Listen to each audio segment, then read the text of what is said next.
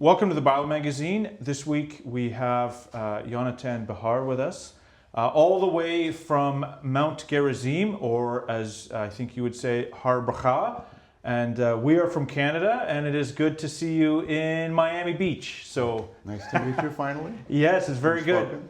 It's a small world. So we're super thankful to have you with us. Super thankful for you to take the time. There's many questions and things we'd love to explore with you, and we'll see where we get. I was thinking the first question really is for people, and just so we understand, and maybe you can explain a little of location. Har Bracha, Mount Gerizim, is right in the heartland of Judea and Samaria. That's right. And this is now some of the most contested land in, I would say, the world. I would agree. You would agree. Also, when we open the scriptures, it would seem the focus of many of the great prophecies focus on the mountains of Israel. And here you are on one of the most famous mountains of Israel. But it's not an easy place to live. This is not equal to living an easy life in Canada or in Miami Beach. True. So the obvious question is, why would you live there? I would live there because I was commanded to live there. God commanded the Jewish nation to enter into the land of Israel, to conquer the land of Israel, and to settle the land of Israel. Our rabbis, our holy and wise sages, taught us that there are 613 commandments in the Torah, in the Bible. And if you took 612 and put them on one side of a scale, and you took one commandment and put it on the other side of the scales would be even. And that one commandment, and we're talking about thou shalt not kill, thou shalt not steal, no adultery, all the biggies. And what's that one commandment that's equal to all the other ones? Settling the land of Israel. Now, if you think about it, it's really mind-blowing. How could that be? How could, like I said, thou shalt not murder. Those are, but that's how important settling the land of Israel is. It is so all-encompassing for the Jewish nation to enter into the land, to conquer the land, and to settle the land, because we believe that only when the Jewish nation is living in the land of Israel will the final redemption occur, and the third holy temple will be built in Jerusalem, and the coming of the Mashiach, the coming of the Messiah. So everything is really based around settling the land of Israel. That's why I chose to live in Har Bracha on Mount Gerizim, because our rabbis also taught us that there are different levels of living in the land of Israel. Everybody who's living in the land of Israel is fulfilling a commandment. Right. But there are different levels. And the highest level is to settle in an area where there are very few Jews and a lot of non-Jews. Okay, so Har Bracha, when I came there some 35 years ago, we were the 13th family. There was absolutely nothing there. And we chose that area, my wife and myself, because of the commandment to settle the land of Israel, the importance of it. When did you, obviously your English is very good. Where did you grow up? I grew up in New York. Okay. Jackson Heights, Queens. Went to Stuyvesant High School, which is a very famous high school in Manhattan. Went to Queens College. And at the age of 24, I made Aliyah. I moved to Israel. What got you? Because obviously many haven't. This is, I looked recently, we're still sitting, I think, at over 7 million Jewish people in America. So many haven't made that path yet. Right. What was the spark for you? It's a sort of a long story, but to make it short, I was very fortunate. My parents decided to send myself and my sister to a Jewish summer camp. Okay. And they were looking for a relatively inexpensive Jewish summer camp, so they sent away to the Jewish agency to receive a list of all the camps and how much they cost. And it was alphabetical. So they came to the B's, and it was Camp Beitar, $500. My parents said, we're sending you there. That's the price. That's great. Little did they know that Camp Beitar is a youth organization Okay. that was started by Zev Jabotinsky, and it was Menachem Begin, and a right wing. It would be that would be almost the most right wing. Right. Yeah. Right. Yeah. The most right The wing. most right Yes, wing. Yes. Yeah, it was unbelievable, and that's where I received my love for the land of Israel. And from the age of 12, I knew that eventually I was going to make Aliyah and live in the land of Israel. Wow. Yeah, I'm glad I asked. yeah. That's so all just because it was just a cost-effective summer camp. Exactly. And it's strange how God works. He has his, strange ways of working in the world. But thank God that I found Israel and I found Camp Beitar, and now I'm living in the Holy Land. So, and you went over, did I pick that? If I got it right, you went over at age 24, is it? Right. To make Aliyah, Right. Which is for those that don't know, Aliyah is when a Jewish person moves to live in the Aliyah land. actually means to ascend. Yes. So you ascend from the galut, from the diaspora outside of the land of Israel, and when a Jew moves to the land of Israel, he is ascending, not only physically, but spiritually, and in every possible way you could think of. So obviously by going to Camp Beitar. Oh, sorry, you're Behar, it's Beitar. Yeah. Okay, so to Camp Beitar, they don't just want you to live in Tel Aviv. No, they want you to live. Well, they would prefer that all of the people who belong to the organization and to the camp would live in Israel. But the ideology was to settle the land on the highest way possible, in the footsteps of Joseph Trumpeldor, who was one of the first pioneers who gave his life for the land of Israel way back in, I think, 1920.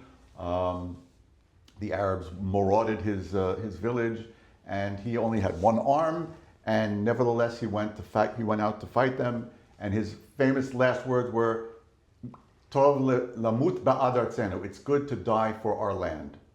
Okay. And that was like the ideology and the thought that was put into our minds. Of course, it's better to live for the land of Israel than to die. But if you have to, then we're willing to give up our lives even for the land of Israel. Right. So, I mean, in your community, I assume there's been probably many affected by terrorism and the terrible hatred that exists around. And the community is obviously growing. It's not 13 families anymore. No, it's not. We're up to about 500 families now. Wow. Yeah, Baruch Hashem, thank God. It's a vibrant, growing, dynamic community with a tremendous Rabbi Eliezer Melamed, who is our spiritual and our physical leader. And we've really built an exemplary community in Israel of people who follow the Torah, who study the Torah, and are fulfilling the mitzvah of Yeshuva Aretz, settling the land, defending the land. Everybody serves in the army. We have a yeshiva. A yeshiva is like a college where the boys learn Bible studies and Talmudic studies and Jewish law and philosophy. Excuse me. And it's a very special type of yeshiva. It's called the Hesder Yeshiva, which means that usually at the age of 18, an Israeli boy goes into the army for 3 years. But in this program, the boys take on an extra 2 years. It's a 5-year program. And 1 year they're in the army, 1 year they're learning in the yeshiva, 1 year in the army. They go back and forth. And these boys are known to be the best soldiers in Israel. They're in elite combat units.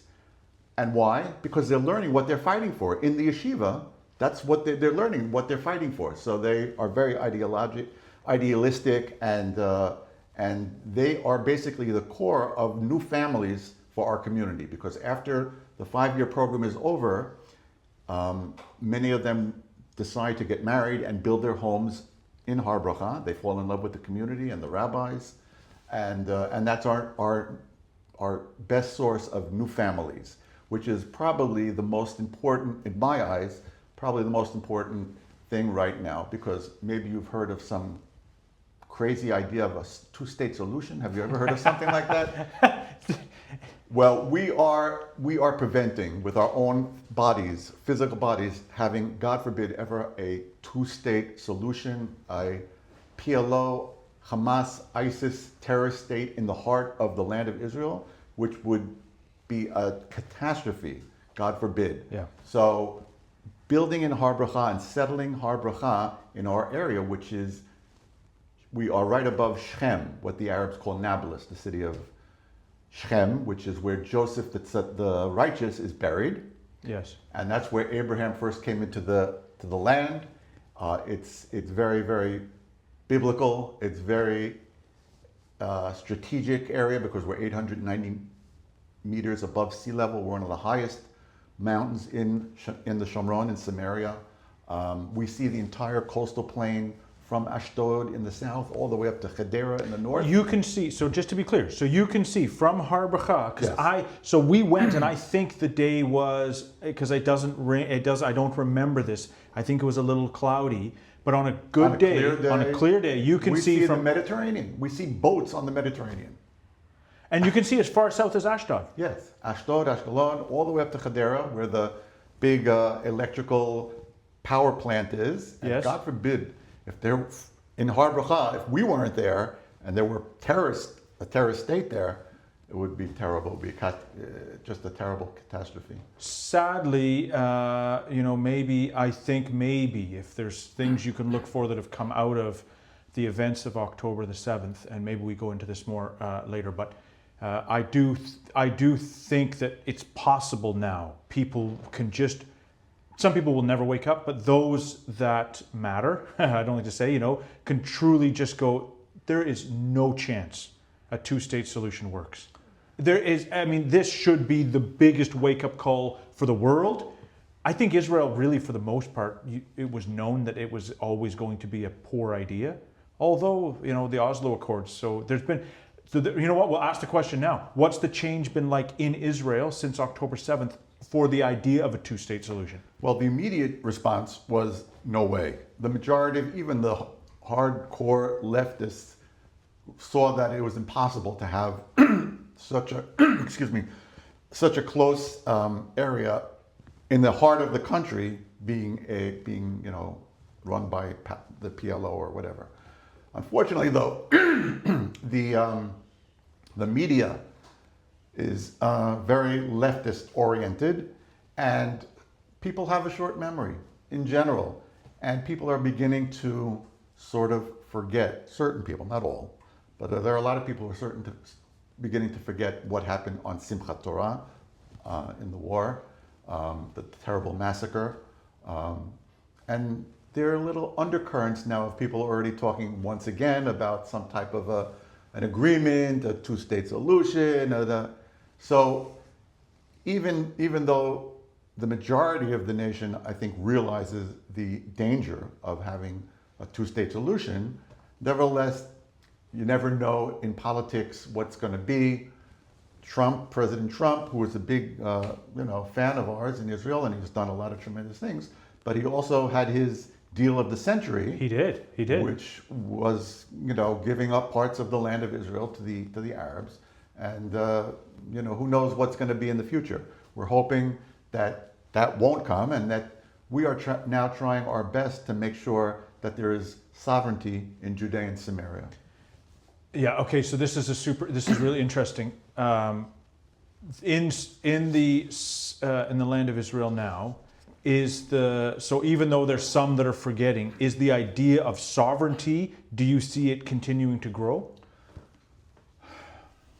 Do you think there's a chance that they would actually start to declare sovereignty even in parts?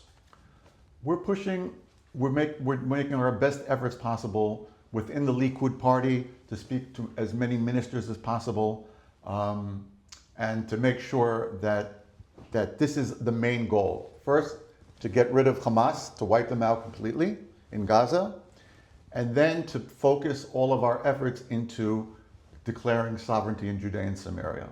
In my eyes, this is the most important thing right now. The most important issue is sovereignty in Judea and Samaria, because we are so close, from a from a two-state solution, the border would be 9 kilometers between an Arab terrorist state and Netanya, right? So it's very dangerous. So it's very important for sovereignty for us.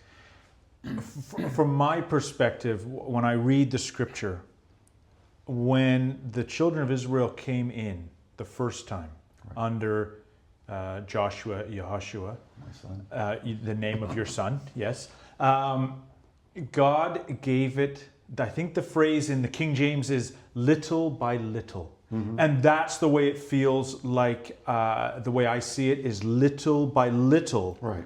The land is being, settled, Right. conquered, inhabited, and it's Right. it's a beautiful thing. But It's actually written that it says, the Torah itself says little by little, because if not, then wild animals will take over. And we're talking about not only four-legged wild animals, there are two-legged wild animals also, if you know what I mean. So that seems to be the way that things are working. But now we're trying to make it a little bit quicker than a little by little. Just do whatever we can to build and to have as many children as possible and to teach as much Torah as possible and to do it a little bit faster than it was. There is, so to your efforts, there is another prophecy that we look to, and it says, I will hasten it in its time. Mm-hmm. So we sort of, I would actually say that it's there, that it almost is what we say, this is a Canadian expression maybe, the hockey stick curve, where it's going, but and then all of a sudden, whoom, it really starts to pick up, speed. And I do think, we hope, we pray that this is the same, is that we really see the land. The rabbis tell us that what did you say, haste in English? I will hasten it in its time. Okay, so they say that I will hasten it if you learn Torah, if you study the Bible, and you fulfill all of the commandments, the Jewish nation in the land of Israel, then it will be hastened. If not, then it will be bi'ita, in its time. In other words, it will come through trials and tribulations. And we're sort of seeing a mixture of both right now. It's going in the fast direction, but we're also seeing a lot of trials and tribulations. But the trials and tribulations, if we look back to the first time, it was the same too. Under Yehoshua, Joshua, they had their trials and tribulations. For sure. Yeah. It creates a character in the nation through all these things. It seems that it was God's way before, and it seems that He is working in the same. Super fascinating. So I think, I had a question down. What does settling the land of Israel mean to you? And boy, it is everything. It is everything. It is everything. I've dedicated my entire life to settling the land of Israel as best as I personally could on the highest level. There's an idea in Judaism about doing mitzvot, about doing commandments. There's to do them on the plain level, then there's a higher level, then there's even higher level. It's called Mehedrin Mina Mehedrin. It's all in Hanukkah, it's also, everybody fulfills the commandment of lighting the Chanukiah on Hanukkah on the highest level, Mehedrin Mina Mehedrin, and settling the land of Israel, I attempt, with my family and my community, we attempt to fulfill it on the highest level possible, the Mehedrin Min HaMehedrin. Because again, we see this as one of the focal, most important commandments. As like I said, it's equal to all of the 612 commandments. So yeah, it's incredible. Okay, so here's a question, because there is so much that the world is, if they can get a hold of any small chink in the armor, I would say, any small thing that they can find wrong with the quote unquote settler movement, it is blown up. It is, there is almost a moral equivalence that's there between a terrorist and a settler. Like they've made it into this almost like it's a slur, this terrible, the last thing you want to be is a settler. So and yet when we sit down to talk with yourself and with others, it is, it is family, loving of your Heavenly Father. It is trying to follow His ways. It's the farthest thing that we would see from the other. So what is there? Can you speak to what even in the Israeli media comes out, settler violence? What is this, and what is the truth behind this? This whole idea of the settlers being violent is totally a lie. It's false.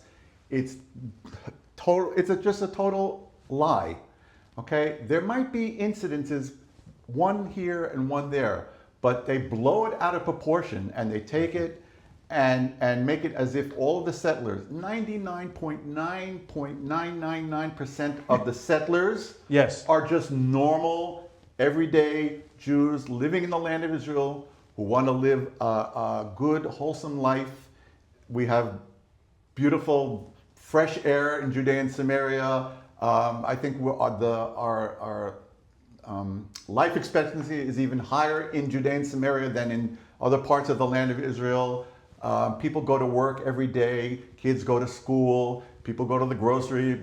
It's just absolutely normal people. I mean, very dedicated people, very idealistic people. And like I said, they're also, the top army soldiers also. I mean, when the massacre on Simchat Torah broke out, people from Judea and Samaria were the first ones to just leave everything and to go down to the south to help out in the war. And many, unfortunately, lost their lives doing that. But it's that the settlers are that type of people. They just love the nation and the land and God and the Torah so much that they're willing to, what we say, limsor et nefesh. They're willing to sacrifice their lives for all of these values and all of these goals. Okay, so within the community of Judea and Samaria, there is a group that seems to get even more bad press, and that is a group called the Hilltop Youth. Right. And now you have a son that actually is... Grandson. A grandson, of course, that is one of the Hilltop Youth. Right. And they get a lot of bad press. They get terrible press. Okay, so what is, again, can I ask, what is the truth and what's their mission? What's the truth behind the group? Because it seems this is, if the media wants to try and grab a hold of a story, they seem to just want to run straight for the Hilltop Youth. Right. No. Again, 99.999% of the Hilltop Youth are the best of our youth. They are willing to live in such difficult conditions, in tents that have holes in them and the rain comes in, and they go and they shepherd their flocks in the heat of the day, and in order just to secure parts of the land of Israel. That's their main goal, is to secure as much land as possible by grazing their sheep and making sure that the Arabs are not trying to steal land and steal property from Jews. And like I said, they really are on a very high spiritual level. When they're not out shepherding, they're learning Torah, they're learning Bible, and they're really just tremendous youth. Very idealistic, very, very goal-oriented of settling the land of Israel and doing Kiddush Hashem, of sanctifying God's name. In some ways, when I see them, I think they're almost like they're tip of the spear. They're on the front lines of the settlement movement. Is that a fair? They're up there. Again, they're not your norm. Okay, they're out of the norm. They're not your normal average settler in Judea and Samaria, or what some people call resettlers. I enjoy using the word settler because that's the term that's used in the Bible. Mitnachel, the hitnachalut, to settle. So I see it as a positive thing. Yeah, I do too. I think I agree. But in any case, the majority of them are just, your normal everyday people who go to work and, like I said, live everyday lives. But But they're living in some tough situations. Yeah. Oh, no question that they're dangerous. Right. We have to travel through Arab villages, and quite often we're Molotov cocktails are thrown at us, or rocks, or shot at. But nevertheless, because of the importance of the mitzvah, the commandment of settling the land, people are willing to not accept that, but to live with that and try and make a tikkun, try and fix the situation by strengthening the army, by strengthening the government. But it's not like living in Tel Aviv or even living in Jerusalem. It's a little bit more difficult, but it's like I said, it's a tremendous life, and it's a tremendous place to bring up children, because within the communities themselves, all the children roam freely, they play freely. There's no problems. It's just sometimes when you're on the roads and you have to get from one place to another, so there can sometimes be Arab terrorists who are. What's it like in Har Bracha, Gerizim? Because you're right over Nablus. When we were there was an army outpost that looked out over Nablus. You're also in some ways on the front lines, and people are saying that the next front of the war could end up being in Judea, Samaria, if it's not already. And we've already I saw the news for the first time, I think, since 2002. Tanks were deployed in Jenin. Yeah. Right. Yeah. Unfortunately, because of the Oslo peace accords, which was a disaster, the last thing, the terrible catastrophe and a disaster, that we gave our enemies guns and ammunition and police and you name it. Unfortunately, they have been receiving even more ammunition, smuggling in more guns and more ammunition and whatnot, and building up an army per se. And it's not a very good situation. And we are, like you said, we're on Har Bracha itself, being on the top of a mountain. We're pretty well secured. We have army around our community. We have the members of our community itself do security. I'm sorry, I'm losing my English, but tours surveillance around the community, right? Constantly, everybody on the community basically carries a handgun or has an M16. But like I said, in the community itself, it's very, very quiet, and it's very, very peaceful and very normal life. Like I said, it's just unfortunately, but God forbid, if these nests of Arab terrorists, like in Jenin, like in Shem, like in Hebron, if they decide collectively to uprise, it's going to be a difficult situation. It's going to be a difficult situation, and we're doing our best to make sure that the army is strong and that more army is brought into Judea and Samaria. And we want the army to actually go into these nests of terrorists and to wipe them out and to just clean them out. And do you think that, it's always the elusive term, peace, everyone's after peace. Do you think that peace is possible in Judea, Samaria?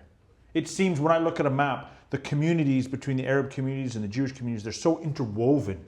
It seems, to be honest, a two-state solution, as you said, to try and actually, if you saw the map of Trump's peace, it's like it's a state that looks like spaghetti. Right. Is in this situation and in this with this level of hatred and terrorist activity, is it possible to have peace? In my humble opinion, it is possible. It's possible when the Arabs realize that the land of Israel belongs to the Jewish nation. It's ours. Sovereignty is declared over Judea and Samaria. Any Arab who wants to live in Judea and Samaria or in the land of Israel and wants to enjoy the tremendous blessing that God has granted us, the Jewish nation, in the land of Israel, in the Holy Land, then they are willing, they can stay. But they obviously cannot pick up guns, they cannot, do any type of violent activity, and they have to accept the fact that we are the governors, we are the sovereign rulers of the land of Israel. So it's a problem because the majority of them, they do census, and the majority of them are in favor of Hamas. And, so it's crazy. And if there were elections, first of all, there haven't been elections, I don't know, for some 20 some odd years. Abbas, who is the president of the PLO, he was supposed to be in for a 4-year credential, term, and he's been there for I don't know how long now, because he's afraid that if there were elections, the Hamas would be voted in instead of the PLO. So that tells you a lot about the feelings on the ground. Exactly. So it's a very complicated situation, and we're hoping that the army and the government will get stronger and stronger and come to realize the importance of governing and declaring sovereignty over Judea and Samaria, and sending the army in, our tremendous soldiers who are like lions, into these terrorist cells and areas, and just get rid of all the terrorists and the ones who, the Arabs who want to remain. I believe peace will come, and for myself, when I look at the situation, I think when it comes, and I think that when it comes, only by the hand of the Almighty Himself. It seems it will be so miraculous to see peace in Judea, Samaria. Well, we take a more realistic approach. That true, what you say is true, but God gives us the power to do all of these things, to bring about the redemption, to bring about the Mashiach. That's what one of our goals is to do our part, and God will help us. So we've talked about your grandson that was in the Hilltop Youth. You actually have a son who was when the Simchat Torah massacre happened. He was called up. Is he reserve, or is he actually he's in reserve? In the reserves, yes. Was called up to the war. Right, and he served 5 months in Gaza. Yes, in different units, and then he was, and when he was in Gaza, he didn't get out. He got out very infrequently, but when he did get out, he told us the amount of guns and ammunition and missiles that were brought in through Egypt into Gaza was mind-blowing. He said in every house that they entered, there were just tons and tons of ammunition and guns and missiles, RPGs, you name it. And they found even Mein Kampf. They found books by Hitler translated into Arabic in houses. They found the school books where the children were taught to hate Israel. They were taught to hate Jews. The mathematics were like, if you had 5 and 5, how many dead Jews are there? It's just totally crazy. Seriously? Yes. Seriously. And these were schools run by UNRWA. I was going to ask. This was going to be my question. Are these UNRWA schools? Yes. Yes. And that's what they're taught. They're taught to hate Israel. They're taught to hate Jews, and that Jews have to be wiped off the face of the earth. And and he said, it's just we're supposed to be at peace with Egypt, and in the meantime, they were allowing all of these guns and missiles and rifles and Kalashnikovs and you name it into Gaza. And thank God they destroyed a very large amount of all of the ammunition and the tunnels that they dug and where they were keeping the hostages. And then after he finished in Gaza, he was sent up to Lebanon, and he was in Lebanon for 2 months. And then finally he made it to Syria. He actually made it to Syria, and I'm very proud of my son. He's like Joshua of old, from the biblical times. He's the conqueror of the land of Israel. And his name is Yehoshua. His name is Yehoshua, Joshua. Wow. What was his takeaway from Lebanon? Because Hamas was always a big concern, but the biggest concern really was the Hezbollah. Right. What was the takeaway there? He said also the amount of ammunition in all of the hiding places that they found of Hezbollah was unbelievable. Unbelievable. They blew up just tremendous amount of ammunitions and guns and rifles and RPGs and it was just everywhere you went, every little village that you went, every house that they entered into, they would go from one house to another. They would stay in that, they would take over a house, and then they would sleep there for one night, and then they would move on to another house. And in every house, they found tremendous amounts of ammunition. And we're talking about Arab villages that were, Lebanese villages that were very, very close to the border, and were shooting constantly into Israel after the war broke out. He was there for about 2 months. His basic job was to bring the soldiers up to the front lines and for them to go in, but he was also in at a certain point. But Baruch Hashem, with the beepers, I mean, as far as I'm concerned, that was unbelievable. That was like, that was tremendous. And I think people still have the feeling of, wow. I mean, the Israeli army, there's something very special about something going on here. God is obviously on our side. You're concerned about the word, the use of the word miracle, and yet that one felt a little bit... Right. Yeah. That did feel a little bit miraculous. But again, our soldiers are they must be the greatest soldiers in the world. They fought like lions under the most difficult conditions, and no matter where they were told to go or had to conquer or take out, they did their utmost and they did their best, and they just are tremendous soldiers with tremendous spirit and tremendous energy and devotion to the land of Israel, to the people of Israel, to protecting and defending the land. Unbelievable. And this is our youth. People originally thought that, we're in the TikTok era and the ages of cell phones and whatnot, and how can, the youth today are patsies and whatnot, but our soldiers proved everybody wrong, that they were unbelievable soldiers, unbelievable fighters, lions, and thank God. What do you think this whole experience for the nation, what do you think it does for the nation in their spirituality, bringing them back to see the hand of God, the faith of the nation? Do you see it being affected in in everything that's happened? Yes, definitely, no question about it. There's definitely a feeling in Israel that something is going on, something big is going on, something of biblical proportions is going on, and people are becoming more religious.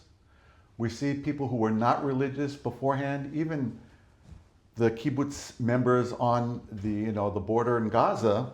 They were all leftists. They were big, they were in favor of helping the Arabs in Gaza to come into Israel to go to hospitals. They would take them back and forth. They would have them serve in, to clean their houses and whatnot. In the end, these Arabs were taking notes exactly about every house and where everything was located, and they gave them back to the Hamas terrorists, so they knew exactly where they were going and whatnot. But yeah, people are slowly becoming more aware of God and the hand of God, and even in the media, it's interesting. There's the Channel 14 in Israel is sort of like Fox News, okay? Okay, yes. They're very right-wing and very, Zionistic. And they have a program called The Patriots. And it's a panel of like 6 people. And they discuss issues about what's going on in the news. And a lot of the panelists were former leftists.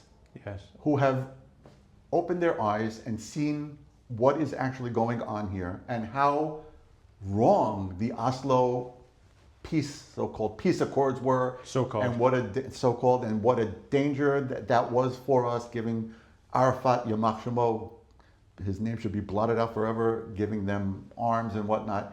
And so even leftists, hardcore leftists, are now sort of coming around and realizing and becoming more normal. I don't know, another word, but it's just normal to see the truth as it is. Yeah.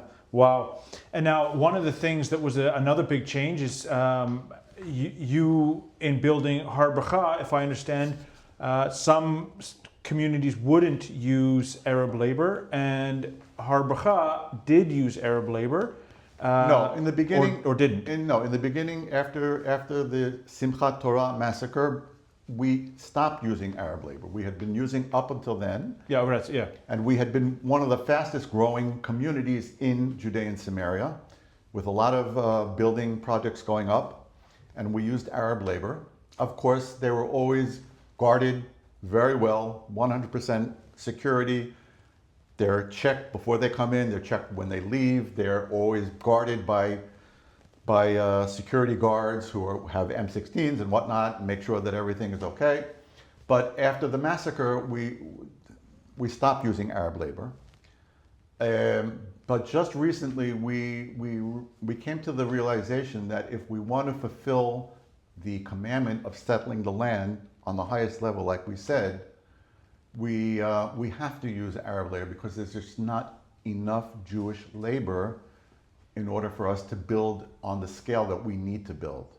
We have in Har Bracha some 15 apartment buildings that were in the middle of being built. People had already paid for their apartments, and just stopping building, stopping construction for a year, prices soared up, and people were already starting to think, well, maybe we should move to somewhere else because it doesn't seem like it's ever gonna come to fruition, our apartments and whatnot. So we just recently we spoke amongst the community, and we sort of agreed that to a certain extent we'll have to go back to using Arab labor.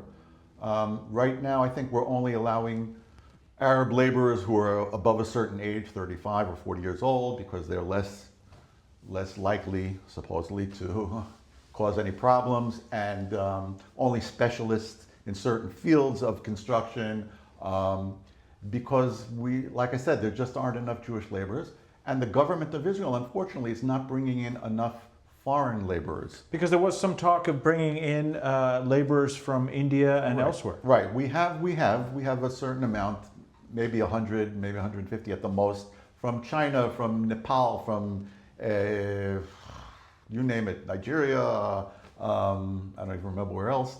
But yeah. So, but even that isn't enough. We have so much construction going on, and we need to build so quickly in order to prevent this, God forbid, this two-state solution, that we're just going to have to sort of go back to using Arab labor. You know, not as much as we used to, but is that Har Bracha? Is that the feeling there, and is that spreading? The majority, I would say, the majority of communities in Judea and Samaria use Arab labor. There are only a very few who have decided to completely cut off and not use Arab labor. And unfortunately, those communities aren't growing as fast as they should. And, you know, we're expecting a tremendous wave of aliyah, of Jews from the diaspora, from the galut, to eventually make aliyah. We're expecting millions of Jews. Like you said, there are 7 million Jews here in America alone. And we want all of them to come and live in Israel. And where are we going to put them if we don't have buildings and apartments to put them in? So we need to, you know, if we just were to rely on Jewish labor, we would be able to maybe build 20 houses a year, which is, you know, it's absolutely nothing. You're not growing. You're not growing at all. So it's an incredible situation. You know, it's an incredible situation. Our takeaway always when you visited was you saw construction and push chairs. I think, you know, children prams. Right. You know, baby carriages. Yeah. It's the land is just growing. Oh, and we haven't even seen the aliyah from America even start to even take off. Right. You know, it's still dribs and drabs. Right. Unfortunately. Yeah, right. Same from Canada. Right. I think in France, actually, there's a little bit more. Because there's more anti-Semitism. There's more Muslim Brotherhood in France, and areas that the police can't even go into. And so Jews in France are becoming extremely nervous, and a lot of them are making aliyah and moving to Israel and buying houses in Israel. What's the feeling there? It's you know, I don't know, you may not know, but I mean, to me, when I hear of Jews in Europe that can't walk openly Jewish and wear their Jewish clothing, kippah, whatever. What that says so much for where society's at. Right. It's scary to see that again. You think we would never see that again, and here we are. It's happening again. Right. Right. Is immigration picking up from there, or still is from where? From America? France? No, from France? France for sure. Yeah. Okay. Yeah, there are a lot of. Again, I don't know number-wise, but there are a lot of Jews who are making Aliyah from France. A lot of them are moving to Netanya area, but a number of them have moved to the Shomron, also Samaria, different communities within the Shomron, and we're hoping, expecting a big wave of from all over. Australia is also because it's been bad there, experiencing a lot of anti-Semitism, right? And in England also, I saw something in the news that they did a census, and maybe 60% of the Jews, or even more, said that they were considering making Aliyah, moving to Israel. We're just waiting for the Jews here in Miami Beach and Boca Raton and it's going. You just wonder what's it going to take for them to move, and I see in God's good time it will happen. We'll finish just with maybe what is the feeling with the new administration? It seems another thing where you Which go. Which administration are you talking Sorry, about? the Trump administration. A new administration coming in. Right. The feeling in the world, all over the world, is something is changing. But on the Israel front, again, it feels almost, from my perspective, of biblical proportions. Right. God is using the new administration in interesting ways. Right. What's your feeling? What's your gut? My gut feeling is that you're right. President Trump has done a lot of, in his first candidacy, did a tremendous things, brought the embassy to Jerusalem, Golan Heights, sovereignty over Golan Heights, and the Abraham Accords, which something totally insane, tremendous, It's shocking. But, Abraham Accords, biblical proportions. Oh, no question about it. And we're hoping that Saudi Arabia will also come aboard and be part of that without, asking for a two-state solution or whatever. A lot of tremendous appointments by President Trump. First of all, Mike Huckabee as the ambassador to Israel. Who could ask for somebody better? David Friedman was the previous ambassador. He was tremendous. Mike Huckabee is right up there with him.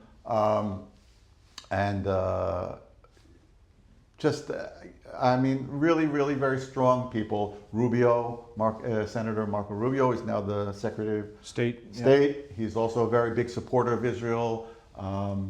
What do you think could be accomplished? First time Trump moves the embassy to Jerusalem, as you said, the Golan Heights, the Abraham Accords. What do you expect in the second term? Do you have any? I'm hoping, obviously, that he will declare sovereignty over Judea and Samaria. That America recognizes that all of Judea and Samaria belongs to the state of Israel. It's part of the land of Israel, and it's ours. And that's a game changer. He was asked about this I don't know, maybe a week ago or so. He was asked about sovereignty in, I think they called it the West Bank. Right. And he said he's something elusive, like we'll see about that. Something's going to work out there. It's going to be good. Actually, it was when Bibi was here in the States here, right? And he was asked by a reporter from Arutz Sheva, which I'm very... Was it? Okay, yeah. Yes. A very good friend of mine. I didn't know, is it Yoni Kapinski? Yoni Kapinski, Yeah, exactly. So Yoni, I didn't know it was Yoni. I heard the voice, I didn't know. Yes, it was him. And Trump said, you'll see in 4 weeks. Now, it's been already more than 4 weeks and nothing has happened. Hey, so you guys are watching close. Yeah, very, very closely, very closely. I know Trump from New York. I grew up in New York, and I remember Trump from way back then. And sometimes he says things that... You're never 100% sure where it's going to go. Exactly. So, we're hoping and we're doing our best. But again, in the end, it's dependent on us. It's dependent on our prime minister. It's dependent on our Knesset, our legislative body. It's our land and it's our decision. And we have to we have to let the world know that Judea and Samaria is the biblical heartland of the Jewish nation. Much more than Tel Aviv or, Ashdod or Haifa. Our prophets roamed the hills in Judea and Samaria. Yes. All of the Bible is basically based in Judea and Samaria, in Hebron, in Yerushalayim, in Shechem. Abraham came into the land through Shechem, through our area, exactly where I live. The blessings and the curses in the 5th book of the 5 books of Moses, in the Dvarim, is where the event of the ceremony of the blessing and the curses are written. Blessed Yes. be the man who does such a... Those were said on Mount Gerizim and Mount Ebal.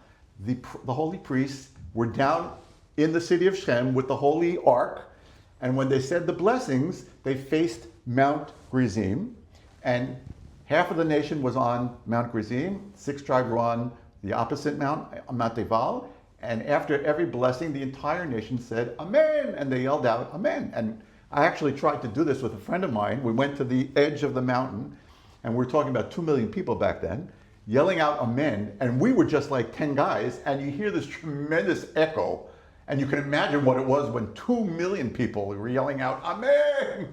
But that's why Mount Har Bracha, Mount Gerizim, that's why we call it the mountain of blessing. Yes. Har means mountain, Bracha is blessing, because when the Kohanim, when the priests said the blessings, they faced our mountain. Not that, God forbid, there's a cursed part of the land of Israel, no such thing.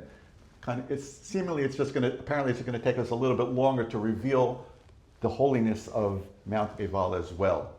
But we're working in that direction. We're building out in that direction towards the edge of Mount Gerizim. We're more in the center right now, but we're working towards that area, and God willing, we'll get to Shechem, to Kever Yosef, Joseph the righteous, his tomb, and to Mount Ebal.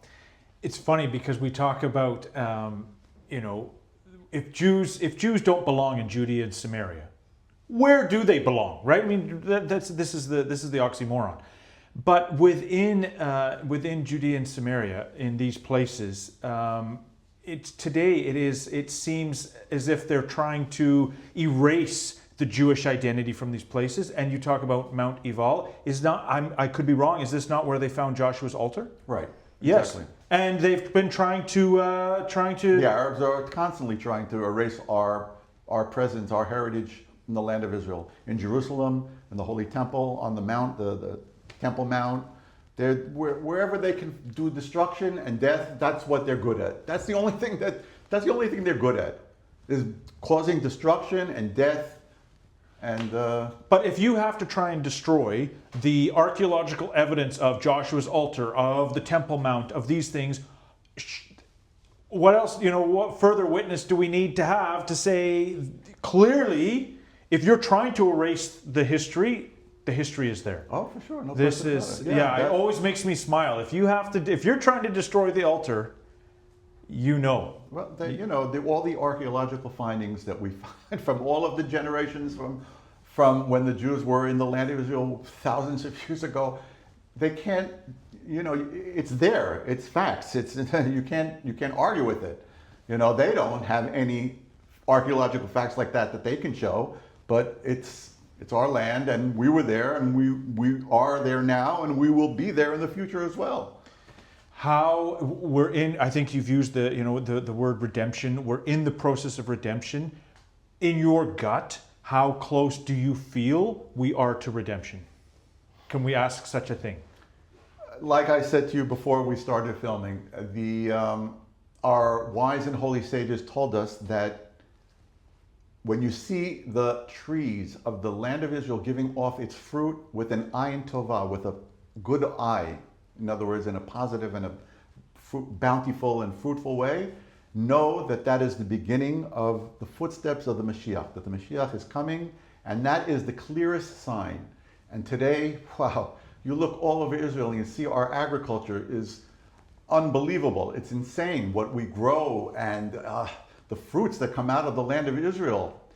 And so we're getting closer. We're getting much closer. It's such a beautiful sign, though. Yes, it's the most certain sign.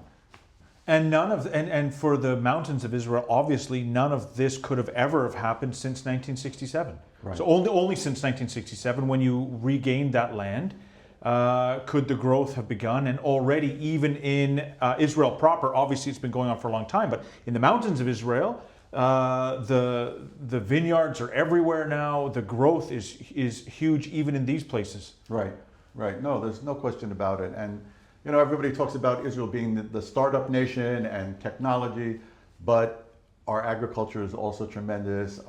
The startup nation, the technological side is also tremendous. And if we continue growing at this rate that we're going now, wow, in the next 40 or 50 years, we're going to be the #1 economic center of the entire world. I mean, people will be coming to Israel for loans, and that's really how tremendous the potential is.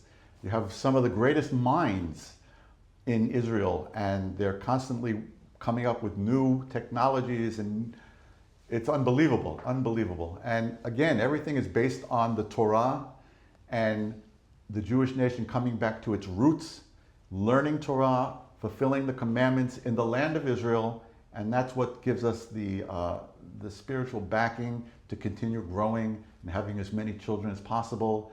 And hopefully, like we said, all the Jews from living in the Galut, in the diaspora, will come home to Israel. So this is super interesting, but in the moment that we look at, you know, so much has been accomplished, so much has come to pass, and the idea that, you know, in 40, 50 years, I like it because in 40, 50 years, God willing, we have the Messiah here, the Holy Temple will be rebuilt. At some, you know, we want it now, but, you know, as you know, it can't be. It's a process. It's a process. And when that happens, we know all nations will be coming up then for sure to come and learn of God's word. God's ways, right? Yeah, His ways. Yeah. On Sukkot, on the tabernacle, the Feast of Tabernacles. Feast of Tabernacles, all the nations will come, and nations that don't come will be cursed. That's what it says. And you know, all the nations that realize who the Jewish nation is, what the land of Israel is, the God of Israel, when they come to the Holy Temple, you know, they will receive their blessing. The rabbis tell us that the Holy Temple and the Temple Mount is like the center of the world. And from there goes all of the blessing to the entire world. And all of the rain that falls in the world, it all stems from the Holy Temple Mount and the Holy Temple. So when the temple, God willing, the third and final temple will be built and everything is in place, the entire world will receive blessing from the Jewish nation. One of the most famous rabbis was Rabbi Yehuda Halevi. He wrote a book called the Kuzari. This was a couple of hundred years ago. And he said that the Jewish nation, he said that the entire world is like the body of a man, okay? And he said the Jewish nation is the heart. And the heart is what pumps blood to all of the other limbs of the body, right? So it's like, what the Jewish nation is like the heart of the nations, and they receive their bloodline, their life and all of their blessing from the Jewish nation, specifically from the Holy Temple in the land of Israel. And that's what we're praying for, and we're praying for daily, and we're hoping that, God willing, it will happen in our day. Yeah, I agree, and I think that it's just so interesting that now we started by saying you live in the most contested area of the world, and within the mountains of Israel, the most contested mountain is the Temple Mount. No question about it. You know, it's and this is where, you know, the temple will be and will turn into the greatest blessing, and today it is the greatest, you know, the greatest contest. And the rabbis also tell us that there are 3 places in Israel that the world cannot contest, because it's written clearly in the Bible that they were bought with hard-earned money. Hebron, Shechem, yes, and Jerusalem. Okay, the Holy Temple. That was King David. Yes. And these are the 3 most that's true areas, the entire world. It's so clear for anybody who has eyes and can open up a Bible can see that these were purchased by Jews and they are ours. But nevertheless, because they are so holy, the entire world feels that, and they want to have something. I always wait for the moment where the archaeologists dig and find the jars from Jeremiah, as we say, the land deeds. There are land deeds somewhere there, and they will be, I think they will be revealed at the right time. When God wants, it feels like everything goes on His time. Right. And when it's time, those land deeds will be brought out, and what a moment. Yes. Yeah. Thank you so much for the time. Thank you for the conversation. It was incredible. Thank you for taking the time. Thank you very much. Yes, and God willing, maybe next time we'll catch you not in Miami Beach. Oh, definitely. Maybe in Har Bracha. Har Bracha, for sure, and I'll be honored to give you a tour of our wonderful community, and you'll see for yourself just what's going on is really, it's tremendous. Thank you. Thank you. God bless. Thank you. God bless. Take care.